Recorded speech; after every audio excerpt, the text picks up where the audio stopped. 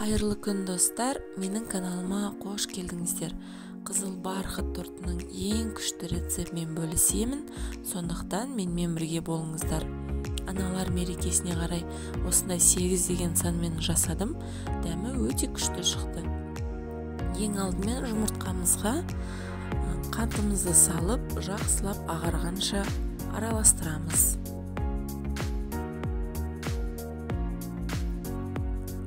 Үстіне еріген сары майымызды құйып, және сұйық майымызды құйып, тағы да жақсылап араластырамыз.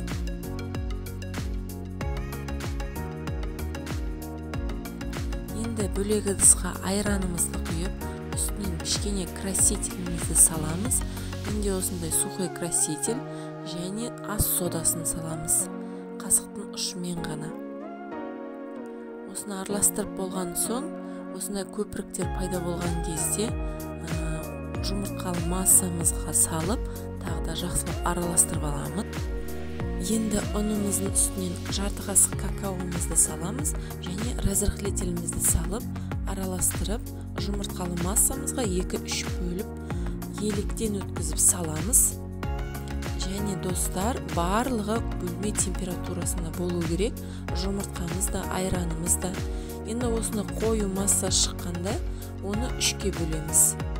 Осындай трафареттің көмегімен пергамент бумагасына суретін саламыз 8 деген санның. Және бағанағы тестамызды кондитерлік мешокқа салып, 8 деген санның біркелкі болу үшін осылай видеодағыдай етіп орналастырамыз пергамент бумагасына. Және 180 градус пеште піскенше, беті қызарғанша пісіріп аламыз. Ол 10 минут көлемінде болуы мүмкін. Осындай видеодағыдай етіп әдемі қылып шет-шетін кесіп аламыз. Енді кремін жасауға кірісейік. 33-34-35% өте салқын сливкимізді және творожный сырымызды алып крем жасаймыз. Ең бірінші менде осыны сливочный сыр тараздың көмегімен өлшеп 550 грамм творожный сырымызды, шекерімізді салып, екеуін жақсылап араластырып аламыз. Оның үстінен крем сливкимізді құйып, кремімізді жасаймыз. Өте қою, өз-өзін жақсы ұстайтын крем шығуы керек.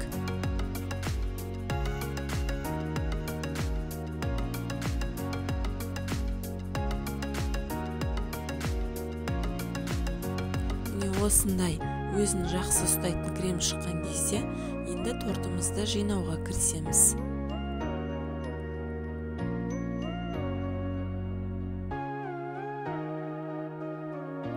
Мен осылай таразыға кремнің салмағын өлшеп алып, 3-ке бөліп, солай жасаймын. Енді кондитерлік мешокқа осындай вуппи пайдың насадкасын салдым.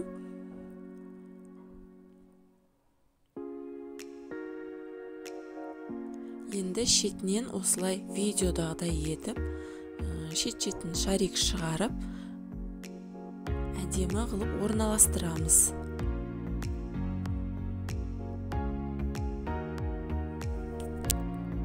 Сонымен қоса достар, менің каналыма жазылуды ұмытпаңыздар. Подписация етіп, қасында қоңыраушаны басып қойыңыздар. Алда бұйырса күшті рецепттермен бөлісемін.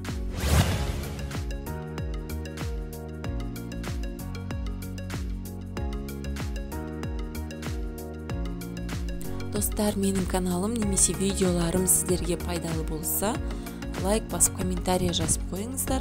Тортымыз дайын, барлығына сөзсіз ұнайтын, ауызда еритін, балмұздаққа ұқсайтын дәмді тортымыз дайын. Бұл тортты тапсырысқа дайындасаңыздар да тек қана клиенттерден алғыс аласыз. Аналарды қуантып, 8 наурыз мерекесіне орай жасасаңыздар, дастарханның сәнін келтіретін торттардың бірі.